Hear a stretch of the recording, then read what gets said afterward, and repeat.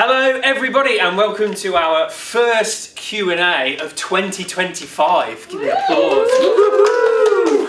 Excellent. Good energy, semi-passable energy from in the room. So I'm joined by three of your candidates in this year's leadership race, and this is their opportunity, but really your opportunity as voters to get to know them a little bit, hear some answers to questions they'll be asked that have been submitted by students, and then also just talk about some of the pressing issues and things that are affecting our students here at University of Staffordshire. So with only three of you, it makes it much more straightforward than it has been previously. So the first thing that I'll do is just get you to all introduce yourself. Casey, joining us live via satellite link, I'm going to come to you first. Would you like to introduce yourself? Hi guys, I'm Casey Lee Nightingale. I'm a level 6 game design student from the London campus. My pronouns are he, him. I am running because I truly believe that there should be no decision made by the uni about us without us. Brilliant. And rounded off with a thumbs up. So, Daisy. Okay. My name's Daisy Dillon. I'm a level 6 concept art student on the Stoke campus. I'm the society manager for Pokemon Society, and I'm a student demonstrator for the first years and the foundation years.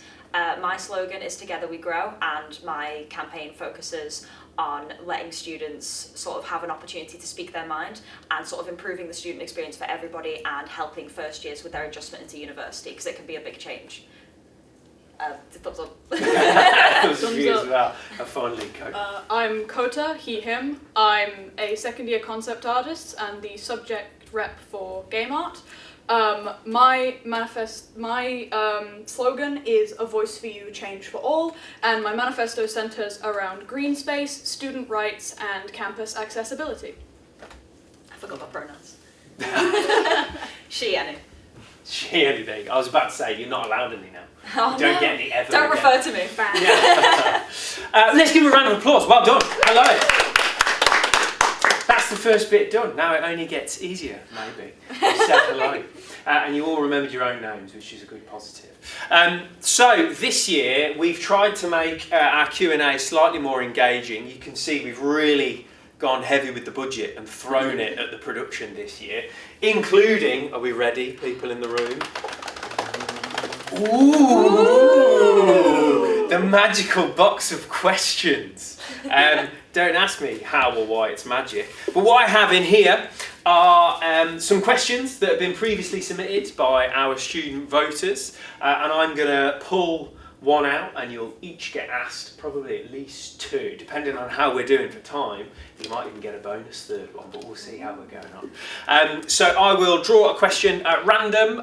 We've seen these before, but you guys certainly don't know what you're going to be asked. So just to reassure you, there's no pressure or expectation that you give a wonderfully perfect answer immediately.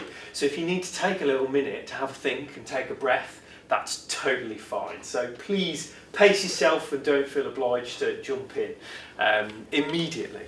So I feel like I should stir it or something. So let's go in reverse order. So Kota, we'll start with you. And your question on an infeasibly thin piece of paper is, how would... Wow, that's interestingly worded. Thank you to whoever submitted this one.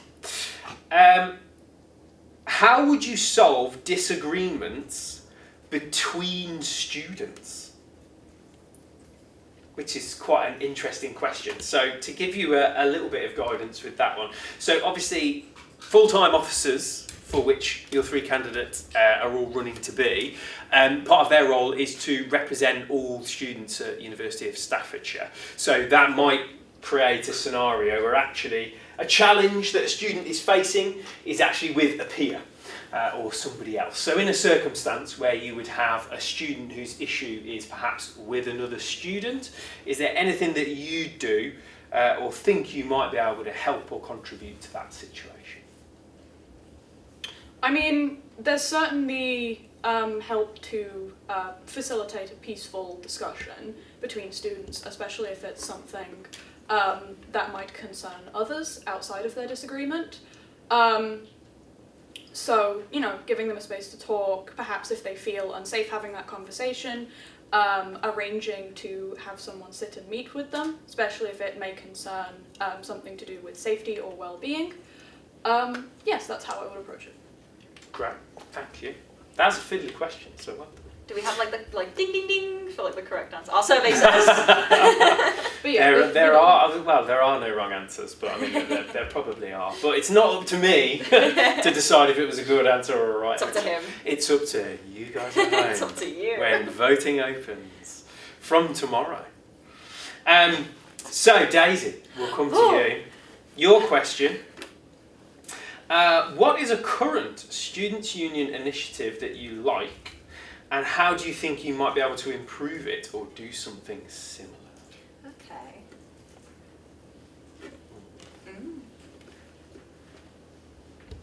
You're gonna okay. Yeah, it's Did you okay. feel the silence when Coda was thinking? So. That's okay. So yeah, that you got the trickiest question, I think. But yeah, so something that the Students' Union does at the minute that you think is positive, or that you've engaged with and found helpful, or interesting, exciting, whatever, that you could add to or develop in some way. One thing that I love about the Students' Union is how approachable the staff all are, because there have been so many points where I'll come in here, or any member of committee, or even members of societies, or just students in general, will just come into the office, they'll talk to the receptionist, who might be, Lilith, who's another full-time officer candidate, or someone else, and you'll be able to go straight upstairs, talk to Yvette, Maxie, Josh, basically anyone who's there. And all of them are so sweet, and they listen to you, and there's no kind of I'm being paid to be here, so I don't care as long as I'm getting paid. They genuinely seem passionate about the student experience, and as an officer, that's something I'd really like to, I'm kind of inspired by the staff that are currently on, including the officers that we have at the moment, because they're all fantastic. Thumbs up. I'm a staff member here, so I'll take that answer. Oh yeah, I'm Jamie. Even though I only met you last week. Well, it's all downhill from here, Daisy. Casey, we'll come to you next. So, Casey, your question is, which 3 qualities do you feel make you a good leader? So, 3 qualities I try to uphold is transparency. If I'm doing something or if something can work or can't work, I will try to tell people why, how, and be completely honest with people there. I'm very committed to students on the London campus and fighting for them specifically. I want to extend that to all students of staffs and meet loads of people, because every student here has unique issues and I want to try and help them with that. And another quality, which I'm not too sure how to word, but I've done a lot with our student union coordinator in London, as well as within the uni in London, because it works slightly differently. Students have a lot of access to doing more. And I want to take the skills I've learned from that and essentially how the uni politics kind of works on the back end, and use those skill sets to benefit students. Great. Thank you very much, Casey. Well done. So now you get a second round. Ooh, yay. But you're 1 down. There you go. It's not that scary, is it? Who's going to get the evil question? The evil question. What It's on black paper. Well, yeah. red red Yeah, writing. fire font. How did they know? What we'll do, so we'll go reverse again. So Casey, we'll start with you and go back to you. The reverse doesn't affect me. I'm in the middle. I'm fine. Should have gone to Daisy. But Casey, so we'll go back to you for your second question, which seems like a bit of a longer one. So, okay. So Casey, are there any ways in which you've contributed to the university community before running in this year's leadership race? Yeah, so I think there's loads of things I've done in my 4 years at university. A big one, which happened recently at the start of this year, over the summer period, a course was removed from the London campus while people were still on the course, and the university kind of pushed that aside and acted as if it was very much all known. Organising students for that, speaking to the students who have that as an issue, who are now second years, organising with the union, trying to find evidence, and essentially playing the politics lab, has got that course fully reinstated from being completely removed over summer to now being back completely. And that is something I spent a lot of time with over my summer break, working on with our student union coordinator to make sure all the evidence was there and that the course did exist. Other things I've done within the university before running, social events, a big one. Most London campus social events have been run by me in the last 3 years, trying to have accessible spaces and explain the sort of politic back end on how to make change to students and helping them gain change for all the different courses. I've done in collaboration with Connor, our student union coordinator, to get a lot of effective change, course changes, issues with how the uni's been run, housing issues, making sure people have access to those systems, which don't really make sense for satellite campuses because it's all worded and you have to go through Stoke back end, and just making that transparent to people. Great, thank you, Casey. So we'll come back into the room. I feel like now I should mix it up. We'll come to you, Daisy. All right. And you've got a nice short question. Do you have any new ideas to help enhance course representation? Absolutely. So one of my biggest things that I'm running for is, so every course, or at least on the games courses, there's this module feedback form that may or may not get sent out.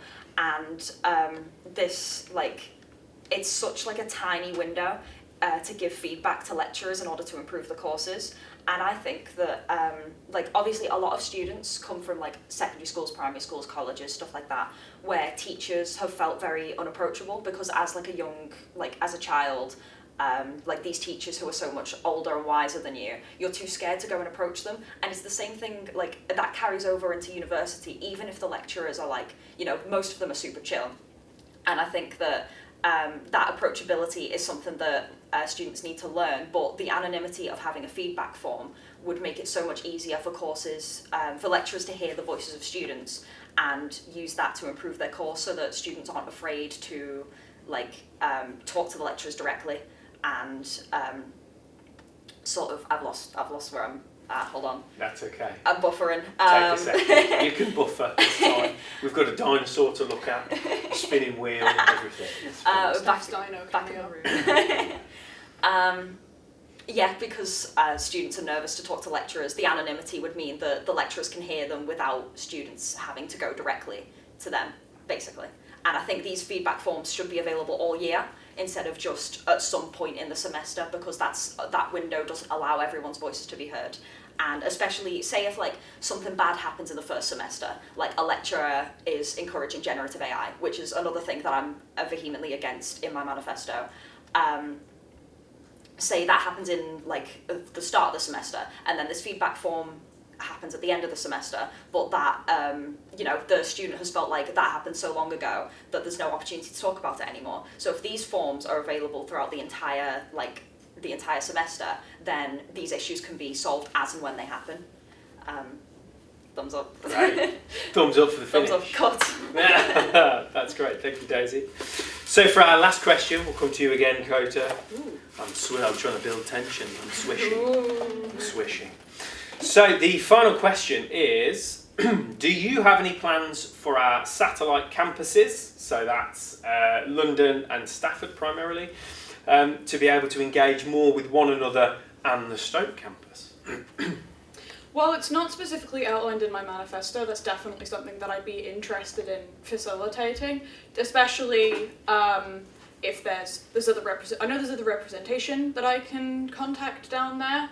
I have been doing my best to reach out to representatives from the London campus as a games art rep, and is also something that I will be working on in future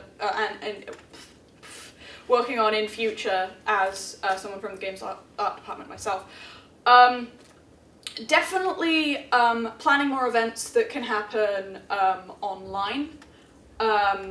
Because I know over at the Stoke campus right now, we do have a lot of gaming events. We have, I think it's like Yuki Games Events Week. My memory is not the best. I probably got that name wrong. The Yuki Conference. Yuki Conference, yes. So in more events like that, having them, as well as extending stuff like that down to the London campus, having that more. I'm mincing my words here. That's okay. You take time. But connecting those. Definitely connecting. I feel like online events is definitely a tool that can be utilised more there, as well as finding ways for easier collaboration between the Stoke, Stafford, and London campuses, especially on stuff like Games Collab. I know that's been a point of struggle with many students this year.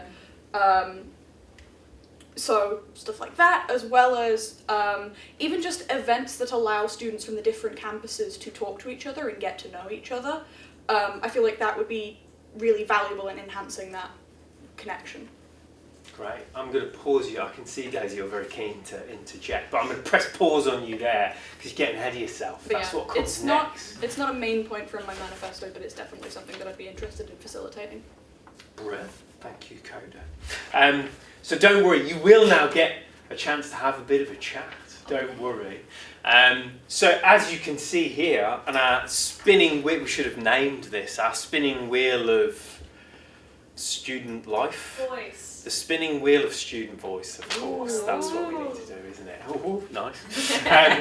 They were briefed. So we have stuck to this wheel, which Casey can see, even though they're remote. Are some different topics which we know matter to students because most of them came up in the recent Speak Week exercise that we ran, where we spoke to over 200 students and asked them what was most important to them, essentially. We asked them, what would you do if we ran the university? And these are the themes that came out, plus an additional couple, which are themes coming out through the manifestos of officer candidates, which you can read online at staffstudent.com/vote. So we are going to spin the wheel and arrive at one of these topics. It takes a while, so I'm going to keep talking. Good luck to you keeping that tension going. So the wheel will spin and arrive at a topic, and we'll take maybe 5 minutes for the three of you to just have an open discussion, make some points. You can draw attention to your manifestos, or you can just talk about personal experience or ideas that you have relating to, he says, slowing it down, learning and teaching. There you go. So learning and teaching is your topic. Like I said, we'll give you about 5 minutes. So an open discussion, really, whether anybody wants to kick off with perhaps something that's on their manifesto or an experience that they've had. But over to you. I'll keep a little eye on the time. Do either of you want to jump in? I mean, I can jump in. This is something that does feature in my manifesto. Yeah, you can start. Because one of my manifesto points, which is student rights, ties very heavily into communication between students and lecturers and facilitating that more easily. So just like what Daisy was saying, I'm going at it from a more community-focused angle, enhancing the connections between students and course reps and subject reps and the union and the relevant teaching staff. And I've just dropped it again. Because as well as having forms to submit anonymous feedback, where that may be great for some students, a lot of students prefer to be able to speak to someone who may feel more approachable than a lecturer. So my manifesto, I've got incentives to create a standardized method of communication between course reps, subject reps, and staff. Because I know that can be, from my personal experience, it can be a struggle in some areas to either know where to go to feel like you can go to certain places, and then speaking up from there. You guys are free to chip in when you like. I think that idea of standardized communication is definitely, because as a course rep myself, it's literally just one Teams group chat for staff and students, and it's just it's dreadful. And that's not currently standardized either. That is something that I have been trying to bring up as a subject rep, is that other courses don't have the same methods of communicating with their course reps. A lot of, I've heard in the past of some courses not even knowing that course reps are a thing, because where it should have been brought up in welcome lectures, it has not been, which is unfortunate. So enforcing stuff like that, stuff that's already in place, to make sure that we get the best kind of clarification of what is available to people, and where to go, when you need to talk to someone. Oh, sorry to interrupt there. No, go I've ahead. got a spit delay, so there's no good time to jump in. I think a good thing mentioned as well, especially with standardised communication, I'm pretty sure so many students have heard the expression of we're listening, we're listening, we're listening, and it never comes to anything. There's never a direct reply to the issues, or a lot of the time the issues are pushed under the rug. To give an example, I know I brought up earlier about a course that was removed over the summer. So in game design, for example, on London campus, at second year you got to branch off into pathways, essentially, into either tech or art. The art side was completely removed. Issues were brought up by students and reps who only found out over summer, and then the reply was, we're listening. The listening ended up being, we're listening, but we're not doing anything about it, and we don't plan to. Having a direct reply, a direct roadmap, if you will, on how students are being listened to, if it's being standardised, is really important, because I know there's a big frustration from students I've spoken to, so friends I have in Stoke, friends I have made in Stafford and in London, that people are sick of hearing we're listening. They want to see what the resolution of that is. And I think anything standardised has to then come back to that and actual showcase an actual reply. And that should be the norm, not the exception, to get a reply to these issues that are really important to loads of students. Even to move over, I know there was a protest or a strike in Stoke recently for the level 6s changing where their graduation was held. A big reply I kept hearing come from that, from students when they spoke to any staff, was, oh, we're listening, but we're not going to comment on it. Well, that doesn't help people. I don't know the resolution of that now. I haven't had a chance to find out. But it's a big frustration for students, I feel, because it's just it's lip servicey. I don't know if you guys agree with that as well or not.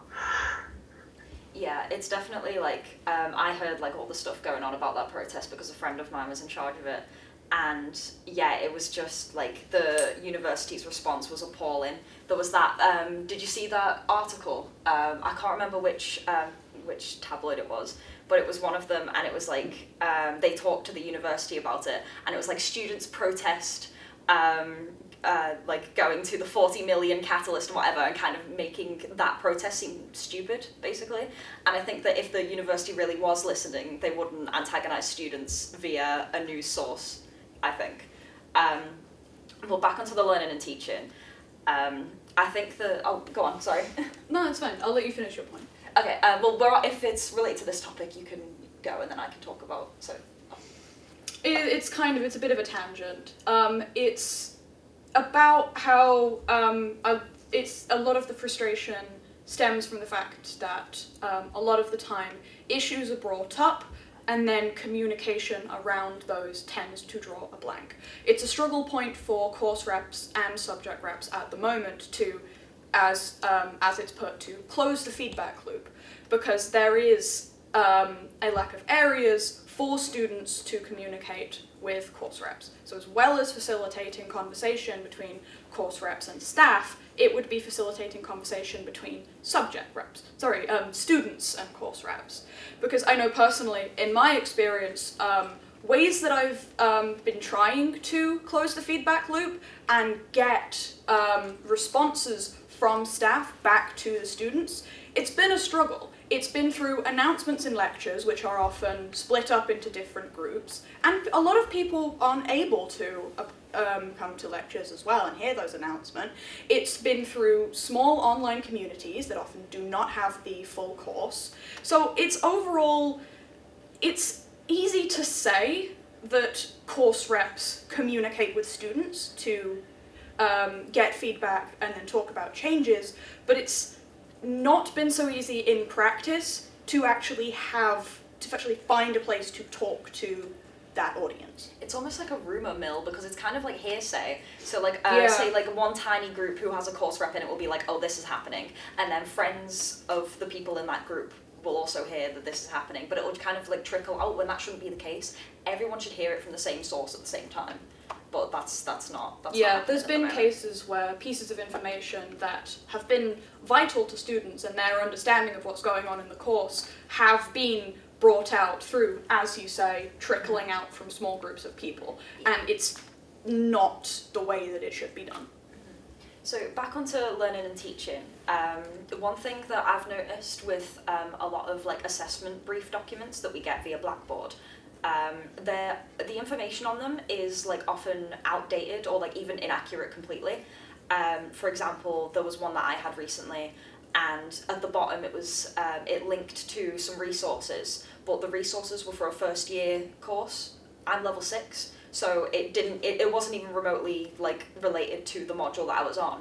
And a lot of other people have said the same thing where dates are completely wrong, the rubric has sometimes been inaccurate and didn't apply. So I think that it's important for, like, in order to improve the experience of the module, to have the lecturers actually check over the things that they're sending out to students. And yeah, basically. I think the rubric point is a phenomenally good point to bring up, because you'll also find between speaking to different academics, they'll also each have a different understanding of what the rubric is. I've seen other level 6s, even back when I was level 5, take upon advice from an academic who's understands the rubric one way, and then when it's come to their grading, they've been graded completely opposite of that, because whoever's graded it had a completely separate understanding of what the rubric was. Outdated rubrics are a big one as well. All the CRG information is up there. This, just to lead into a different point that I think causes more issues around this, especially when it comes to grading around the rubric, you can't even really ask or speak to any academics who's graded you to ask why it was graded that way if your advice from the rubric is another way. I know there's currently a big issue and a big talking point in London that we're not graded anonymously. Students are, because of we have to use our forums and submit our forums for our grading, students are not anonymous. So there's issues with bias there that people are concerned about, but academics are anonymous. So there's a weird, well, they can be graded one way for students where they're not anonymous, but you can't then question any of that grading for the academics being allowed anonymity, which then leads into what you were just saying with like outdated CRG. So it's a whole cycle there that leads from one issue to having the outdated CRGs, academics not being able to be consistent with advice or feedback because each one has a different understanding, which then leads on to grading and academics. I'm not going to accuse any academic of having a bias to grading, but I know that is a viewpoint shared among a fair few students in London due to the fact it's not anonymous, and the uni apparently refuses to change that. But you can't then question if you've included the feedback you was given on your forums. Why is that feedback then, when you've been graded, been told it's wrong, even when it's visibly there? Because you can't question who's graded you. So it's a whole vicious cycle that I think can be stopped by a few changes, which is clear CRGs, clear rubrics, having unified academic feedback, unified academic responses to understanding of that, and anonymous grading on the students' part as well. For if academics can be anonymous, why can't students? Changing that is a whole conversation to have with the university, and it will be a massive change. I know these CRG and rubric can be a lot worse in London because we get slides. I know you guys are on games-based courses as well. Our academics get the slides for the lecture on the day of the lecture. So our academics don't even really get to plan their own lectures. They get told, here's slides, go through it. So there's sometimes really big issues of them sitting there explaining something and then looking at the slides and going, that's wrong, and not knowing why. Which, for when you pay £9,000 plus a year, even more if you're an international student, I think that's kind of unacceptable. Mm-hmm. Well, sorry, you could talk all day, I'm sure. But really interesting discussion. I'm going to draw it to a close there.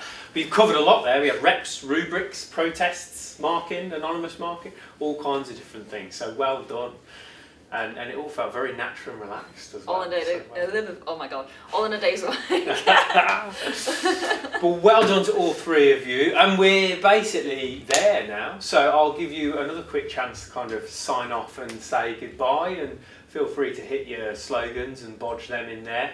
And then I'll just remind everybody who's watching about voting details. So. Pretend there's a hyperlink down there. Yes, down here. I'm looking at Max, who's going to be editing this, thinking, great, Put a now link I've right got there. now I've got to add a hyperlink. And now add like flashes and like cool fire and like a motorcycle going across the screen. One of Or those I could just plane hold crash my ones. hands out and Yeah. just put it on the screen. Give me like a really big burger. All great ideas. We'll put them in the We'll See pile. But thank you very much. What we'll do, so you don't feel left out, Daisy, we'll come to you first to sign off and say Oh goodbye. my god. Thank you so much for watching. Like, subscribe, hit the bell. Vote for me. And oh my god. Slogan. Together we grow. It's like a reference to flowers because my name's Daisy. You get it? Moving on. Casey, we'll go to you in London to sign off. I hope everyone has an absolutely lovely day, and remember that no decision should be made about us without us, and I hope everyone has a lovely leadership race. Wonderful, thank you. Wonderful. And finally, Coda. And I'm Kota, a voice for you, change for all. Like and subscribe. Yours was so much better. Have a good day. Well done to all three of our candidates. We'll give you the biggest clap that we can in a second.